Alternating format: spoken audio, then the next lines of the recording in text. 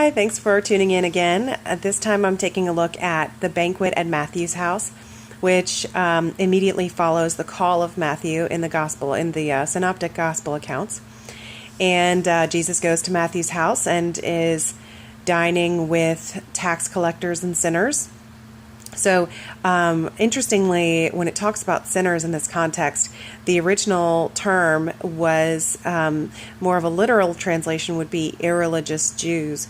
And so it's interesting to me because it's kind of the same mindset as the Pharisees. Basically, if you are not someone who strictly adheres to the law and it goes so far out of your way to not even come close to an infraction, then you're kind of a heathen, right? So it really spoke to me living in the South because, if you don't go to church, you're a heathen.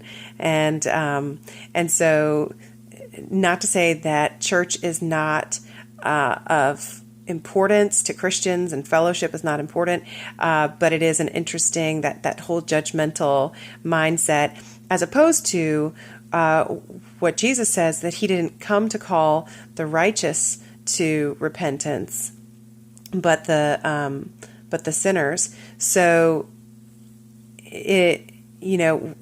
we would do well to think a little harder about what Jesus' approach was to his ministry.